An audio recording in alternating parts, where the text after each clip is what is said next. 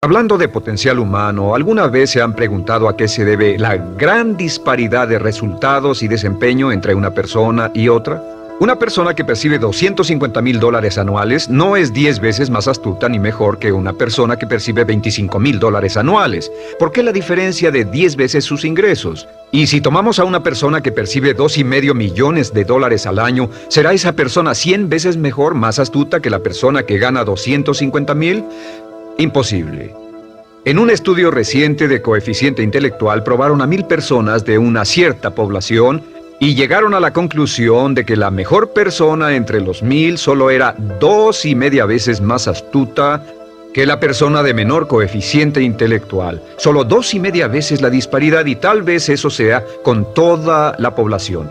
¿A qué supone que se debe la diferencia? Al hablar de potencial humano, llegamos a una fórmula que deduje hace algunos años. Tal vez eso lo explique un poco. La fórmula comienza con lo que llamamos AI, o sea, atributos innatos, las cualidades, la inteligencia, la habilidad, el temperamento, cosas con las que se nace que no pueden cambiarse mucho. Además de los atributos adquiridos. Estos atributos son muy importantes, son su educación, su capacitación, sus capacidades, su experiencia, conocimiento, sabiduría, etc., multiplicado por A, que es su actitud, es igual al potencial humano individual o al desempeño humano individual o resultados individuales humanos. Ahora, de estos tres, los atributos innatos se traen desde el nacimiento. Los adquiridos pueden cambiarse, pero se necesita cierto tiempo para ello, aunque a veces cambiamos muy rápidamente. Cierta información valiosa puede cambiar dramáticamente su eficacia, pero las actitudes pueden aumentarse o disminuirse dramáticamente en segundos. Cada vez que mejoramos nuestra actitud, multiplicamos todas nuestras capacidades. Una actitud ha sido llamada acertadamente el lenguaje más importante del ser humano, la palabra más importante del idioma en el humano. Todo lo que hacemos en la vida, según un estudio en Harvard entre estudiantes ejecutivos, será en un 85% de actitudes. Un 85% de su éxito estará determinado por su actitud. Eso significa que está determinado por cuán positivo o cuánta actitud mental positiva se tenga. Las personas con actitudes mentales positivas tienden a avanzar más rápidamente, se mueven hacia la cima en organizaciones valiosas, ganan más dinero, sacan más satisfacción de la vida. Una actitud mental positiva no significa que baile por las calles y arroje flores. Solo significa que tome una actitud constructiva en general o se aproxime hacia su trabajo, su vida, sus problemas, relaciones, etc. Según el informe Cox de las empresas americanas, según la revista Success, un 85% o más de todo lo que se logra se debe a la actitud. Y la pregunta es, ¿de dónde vienen las actitudes? Las actitudes vienen de las expectativas. Muy simple, ya hablamos de eso. Y una forma muy poderosa de mejorar su actitud instantáneamente es decir, aunque no lo crea, pienso que algo maravilloso va a ocurrirme hoy. Como dijimos antes, nuestras expectativas sobre los desenlaces determinan nuestra actitud. Si espera que las cosas salgan bien, tendrá una actitud positiva. Si espera que salgan mal, tendrá una actitud negativa. Y lo maravilloso es que podemos fabricar nuestras expectativas. Podemos esperar lo que deseamos. Podemos esperar cosas buenas, cosas malas, y no nos decepcionaremos. ¿De dónde surgen nuestras expectativas? Nuestras expectativas surgen de nuestras creencias y de nuestros valores. Son el centro de los factores motivacionales de nuestra personalidad, nuestras creencias, y esto nos conduce a un entendimiento del potencial humano. Significa básicamente que nuestra actitud es una expresión externa de lo que está ocurriendo internamente, y esto es consistente con las leyes mentales. Con respecto a las creencias, cada uno de nosotros tiene muchas creencias en el fondo que los psicólogos llaman los conceptos propios. El concepto propio, o su descubrimiento, es considerado por muchos como el logro único y más importante para comprender el desempeño humano en el siglo XX. Yo estoy de acuerdo. El concepto propio es como, si queremos usar una analogía militar, el centro de mando. O si queremos usar una analogía técnica, es el programa central de su computadora básica. Es un grupo de creencias, valores, actitudes, sentimientos, ideas, etc., almacenadas en el fondo de nosotros y son el resultado de casi todas las experiencias que hemos tenido en la vida. Y algunos investigadores dicen que el concepto propio comienza a formarse aún antes del nacimiento, pero el concepto propio, una vez colocado, Precede, predice y determina sus niveles de eficacia y desempeño en todas las áreas de nuestra vida. El concepto propio se convierte en el centro de mando o el programa maestro. El concepto propio de este grupo de creencias determina lo que dirá, lo que hará, cómo actuará, cómo se siente y reacciona, etc. ¿Qué significa esto? Significa que todas las mejoras en su vida externa, todos los cambios en su realidad comienzan con un cambio en su concepto propio. Les voy a explicar lo que significa. Esta es una gráfica muy simple. Hablamos de potencial humano y decimos que la persona promedio usa un 10% o menos de su potencial. Según investigaciones, tal vez es mucho menos. El Instituto Stanford Brain en Santa Clara, California, estima que tal vez se aproxime a un 2%.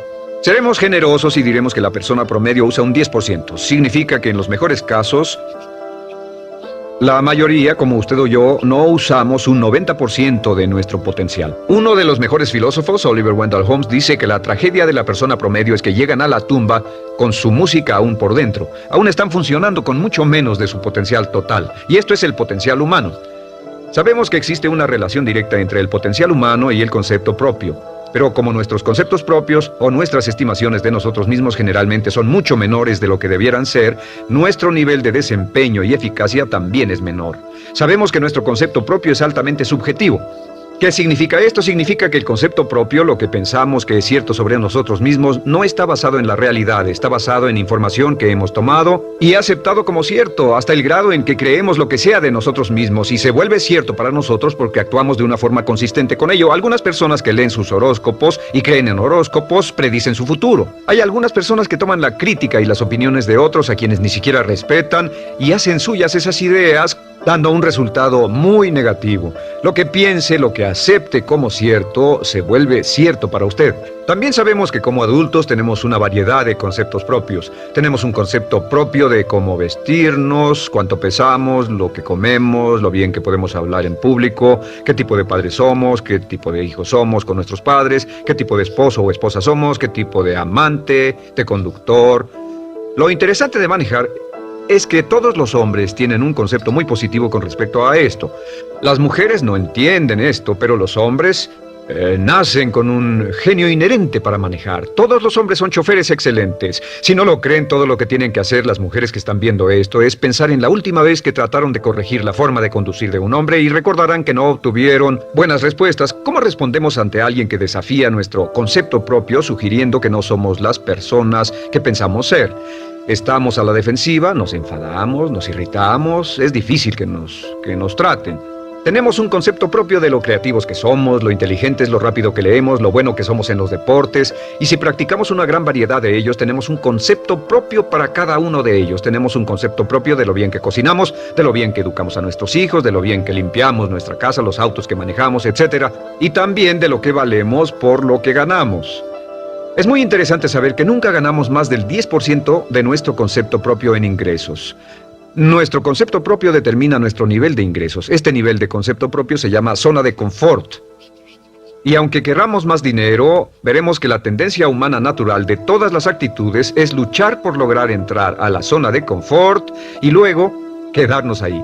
Si ganamos un 10% por encima de nuestro concepto propio de ingresos, tendremos una necesidad imperante de deshacernos de ese dinero. Lo donaremos, lo gastaremos en forma extravagante y hasta lo perderemos si recibimos demasiado. Las personas que ganan la lotería siempre están quebradas a los 2 o 3 años. Queman el dinero porque ese dinero está más allá de su concepto propio. Si gana 10% o menos de su nivel de concepto propio, se descubrirá luchando, trabajará más duro, más tiempo, pensará en forma más creativa, buscará diferentes formas para aumentar sus ingresos o sus segundos ingresos. La única forma de mejorar cualquier parte de su vida, incluyendo sus ingresos, es aumentando el nivel del concepto propio de sus ingresos, comenzando a pensar en usted como si estuviera ganando más dinero. Si quiere bajar de peso, la única forma en que podrá lograrlo es pensando en que está delgado. Piense en usted mismo como una persona más delgada. Si quiere volverse una persona más popular, más amorosa, más feliz o más sana, comience a pensar una y otra vez en esas cosas hasta que se vuelvan parte de su nuevo concepto propio.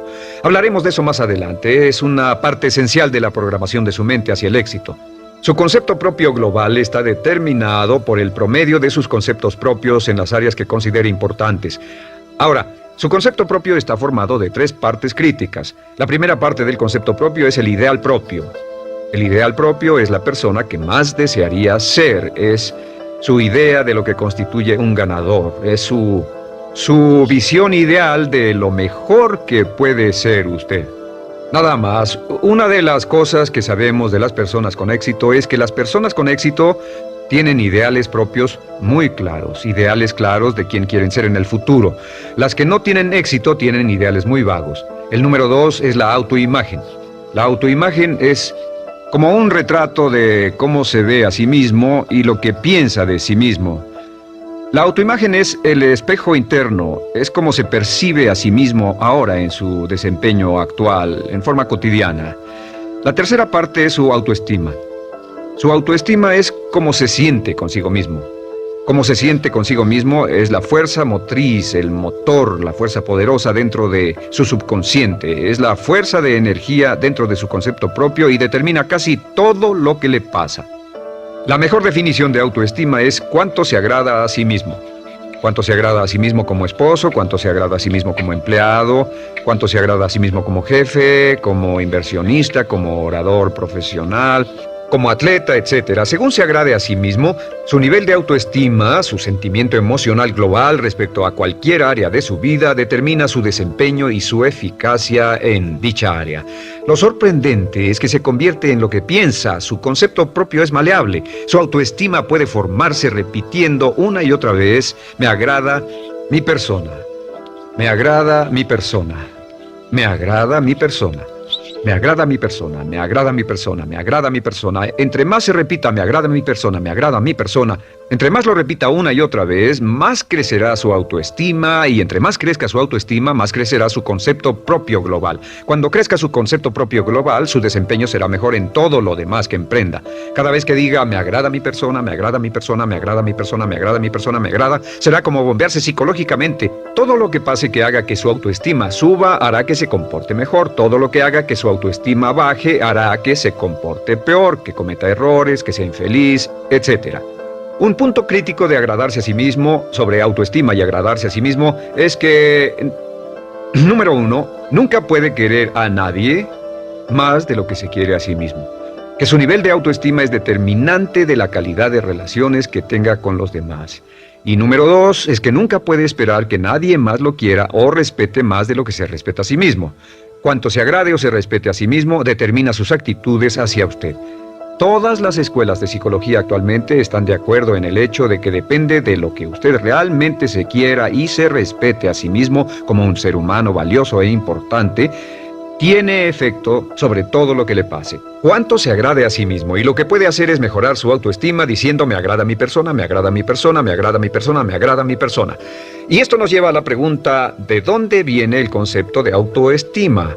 Y descubrimos que el concepto propio es maleable, puesto que no nace con este concepto propio, no nace con ninguna idea sobre sí mismo, no nace con autoimagen ni autoestima.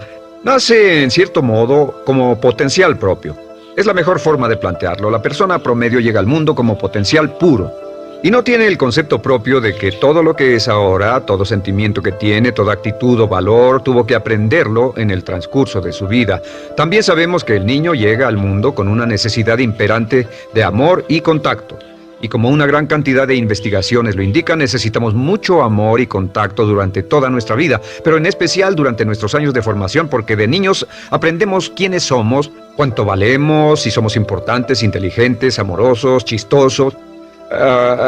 Todo esto lo aprendemos por la forma en que nuestros padres nos tratan. Si nuestros padres, nuestros parientes, tíos o tías, en especial nuestros padres, nos tratan como si fuéramos realmente importantes, crecemos pensando que somos realmente importantes, pero si nuestros padres no lo hacen, pasa algo más. Sabemos que los primeros años de vida son los más importantes para el desarrollo del concepto propio, que un niño comienza a partir de cero. El niño nace sin saber quién es él o ella. Son sumamente valiosos el primero, segundo, tercero, cuarto y quinto años de vida.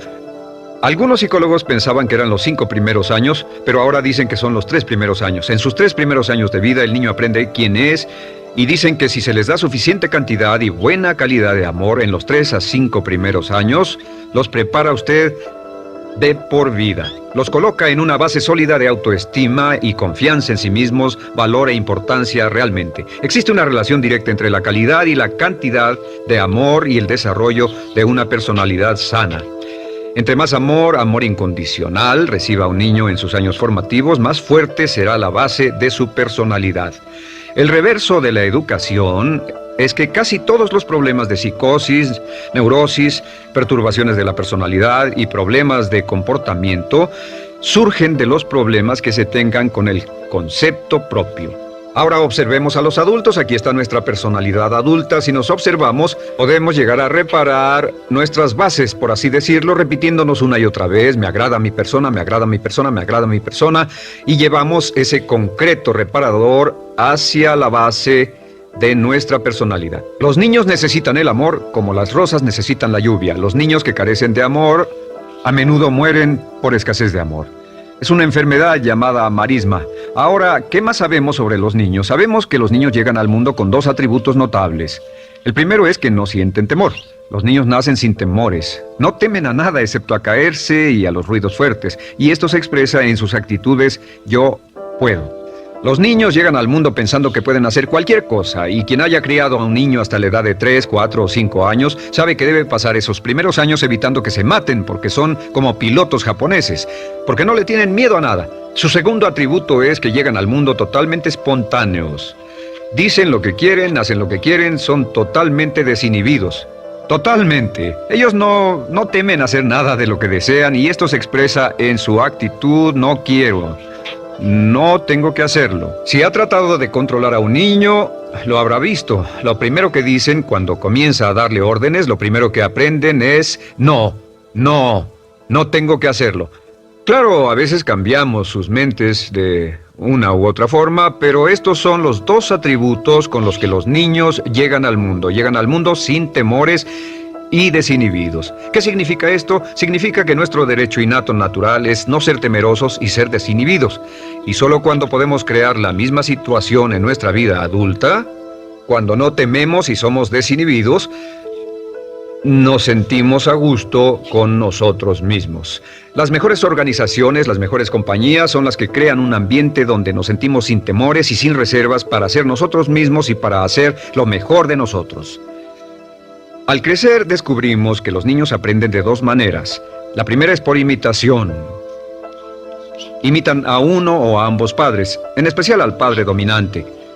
Algunas veces el padre dominante cambiará cuando crezca el niño, y a veces los niños imitan al padre, a veces a la madre, pero aprenden por imitación. Muchas características y hábitos que tenemos como adultos los aprendimos de nuestros padres. ¿Alguna vez ha tenido la ocasión de gritarle o reñirle a uno de sus hijos? Verá que le dice las mismas cosas que le dijo su padre a usted cuando era niño. Así que imitamos. A veces imitamos su caminar, a veces su forma de hablar, a veces imitamos sus valores, sus creencias, etc. Aunque esos valores y esas creencias no tengan ningún valor. ¿Por qué? Porque nuestros padres eran así cuando nosotros éramos niños. La segunda forma en que aprendemos es pasando de la incomodidad, lo que no se siente bien, hacia la comodidad. Freud llamó a esto el principio del placer. O sea que nos movemos hacia aquello que nos hace sentir cómodos, lo que nos da placer, lo que nos hace sentir bien con nosotros. Nos movemos de la incomodidad hacia la comodidad. Así es como aprendemos a no mojar el pañal, por ejemplo. Sabemos que no es agradable caminar con popó o pipí en nuestros pañales. Vemos lo que hacen nuestros padres, vemos lo que nuestros parientes hacen y decimos: estas personas no hacen lo que yo. Así aprendemos a caminar y lo demás. Así que de la incomodidad hacia la comodidad. Durante toda nuestra vida, por cierto, así es como aprendemos. Imitamos leyendo lo que otras personas hacen, estudiando libros y en el trabajo, imitamos cuando vamos a la escuela, y hacemos lo que nos da resultados positivos, lo que nos da refuerzos positivos, y hacemos cada vez menos las cosas que nos causan incomodidad o dolor. Ahora, muy temprano en la vida, como equivocación o como resultado de una equivocación que los padres cometen en la crianza, los niños comienzan a aprender hábitos y patrones negativos. Los patrones y hábitos negativos tienen sus raíces principalmente en la crítica destructiva. La crítica destructiva comienza muy temprano en la vida, a veces en los primeros meses. Y la crítica destructiva la usan los padres para dirigir y controlar a sus hijos. Desafortunadamente, tiene un efecto muy peligroso y dañino sobre nosotros, ya que la crítica destructiva tiende a minar la integridad de la personalidad del niño. Muchos de nosotros, incluyéndome a mí y a muchos de ustedes, nos hemos visto minados y heridos por la crítica destructiva más que todas las guerras en la historia. Ahora, como resultado de la crítica destructiva, comenzamos a desarrollar hábitos y patrones negativos. Los patrones de hábitos negativos son respuestas condicionadas hacia los estímulos. Los patrones de hábitos negativos se desarrollan en los inicios de la vida. Se desarrollan como resultado de una repetición del temor y el dolor una y otra vez. Se desarrollan como resultado de la crítica destructiva, el castigo físico, etc. En los inicios de la vida comenzamos a desarrollar dos manifestaciones que nos persiguen durante toda nuestra vida y más que ninguna otra cosa inhiben nuestro potencial. La primera es la llamada patrón de hábito negativo inhibido. El patrón de hábito negativo inhibido se aprende cuando al niño le dicen una y otra vez no. Aléjate de ahí, no toques eso, y se le castiga. Cuando el niño intenta algo nuevo, o se involucra con algo, o huele algo, o derrama algo, o rompe algo accidentalmente, el padre estalla y se enfada mucho. Como ven, el niño está impulsado por la curiosidad insaciable de explorar su mundo. Y lo que pasa es que cuando lo explora o se interesa y echa a perder algo, si el padre reacciona golpeando al niño, el niño comienza a pensar cada vez que intento algo nuevo, cada vez que intento algo diferente, cada vez que voy más allá de mis límites, cada vez que me salgo de mi zona de comodidad, cada vez que no juego sanamente, me golpean, me castigan, me lastiman, me envían a mi alcoba y me siento mal. Y muy pronto el niño desarrolla el sentimiento de no puedo, no puedo, no puedo. Cada vez que trato algo diferente, me castigan. No puedo, no puedo, no puedo. Es como la respuesta de Pavlov. Pavlov sonaba la campana y le daba de comer a un perro, y el perro salivaba y Pavlov alimentaba al perro. Mientras sonaba la campana, el perro salivaba y siguió haciendo eso, y después Pavlov solo sonaba la campana y el perro salivaba. Lo que pasa en la vida adulta es que esto crea lo que llamamos temor al fracaso. El temor al fracaso es una respuesta condicionada a un proceso de crítica destructiva que ocurre en los primeros 5 o 6 años de la vida. El temor al fracaso automáticamente nos activa, nos sentimos ansiosos, tensos, intranquilos, sentimos presiones y estrés en nuestro plexo solar, sentimos ganas de retirarnos del evento, y el temor al fracaso es la razón principal por los fracasos en la vida adulta. Es la razón principal por la que evitamos cumplir plenamente nuestro potencial. De hecho, todos los patrones de hábitos negativos se experimentan en el cuerpo físico. Puedes saber cuál es un patrón de hábito negativo porque se siente en el cuerpo físico, precisamente. El patrón de hábito negativo inhibido, el temor al fracaso, el no puedo, ocurre primero que todo en el plexo solar. ¿Ha tenido la ocasión donde debe hablar frente a un grupo, debe ir a una revisión de su desempeño, debe hacer una llamada determinante? Primero su plexo solar se aprieta.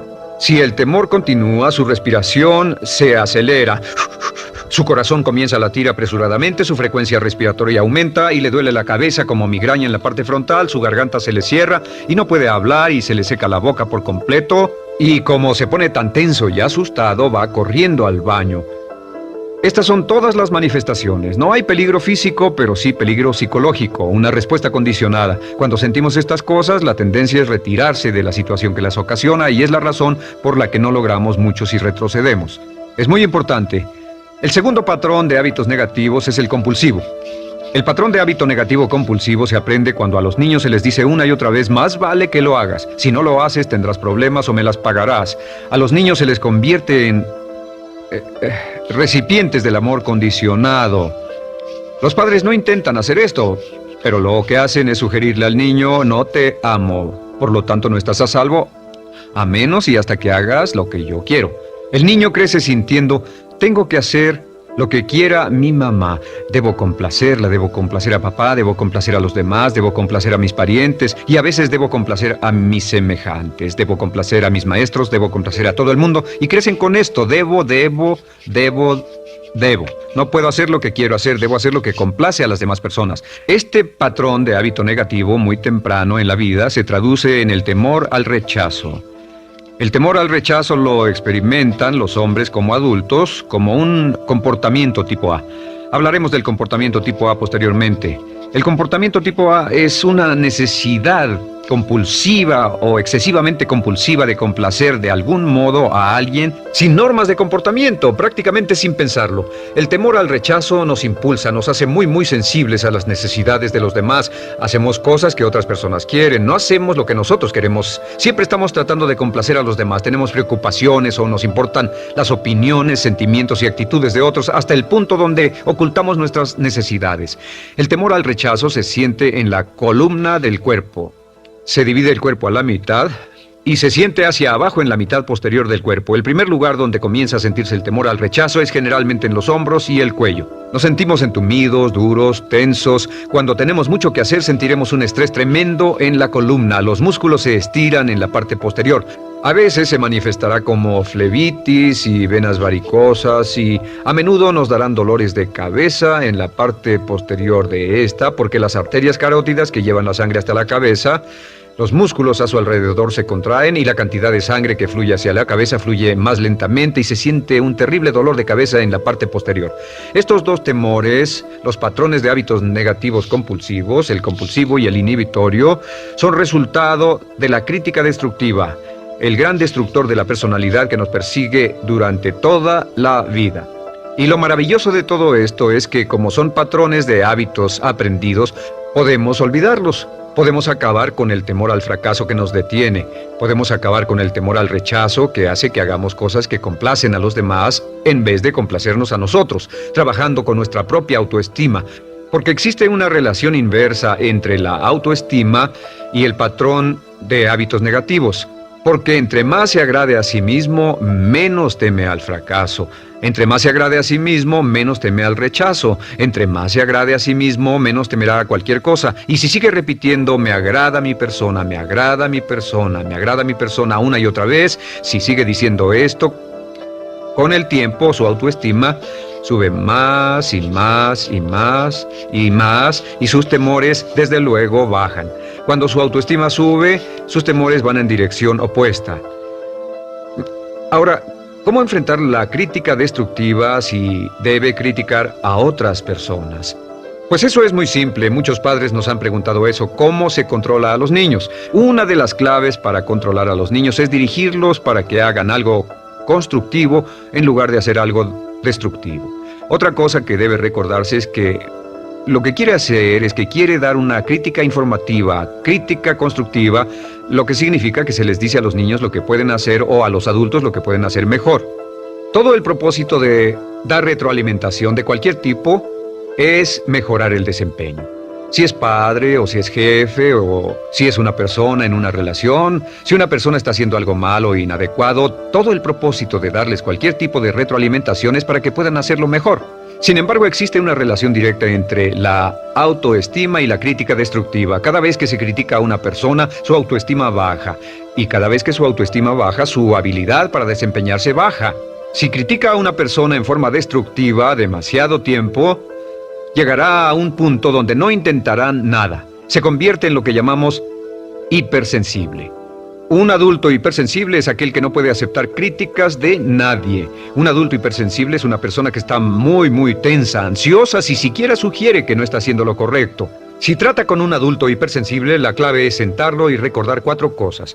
Número 1, comenzar con alabanzas. Número 2, proteja la autoestima de la persona a toda costa. Número 3, discuta el desempeño y no a la persona. Hable del comportamiento más que de la persona.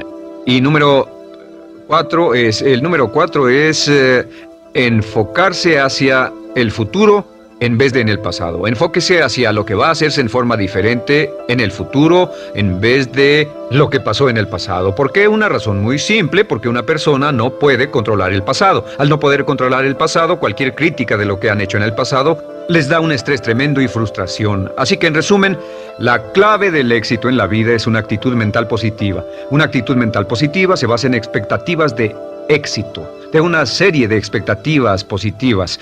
Esa serie de expectativas positivas se basa en sus creencias y en su concepto de sí mismo. El centro de su concepto propio que determina su eficacia en la vida es su autoestima, y su autoestima se mide por cuanto se valore a sí mismo. Las dos cosas que nos frenan más que nada son el temor al fracaso y el temor al rechazo.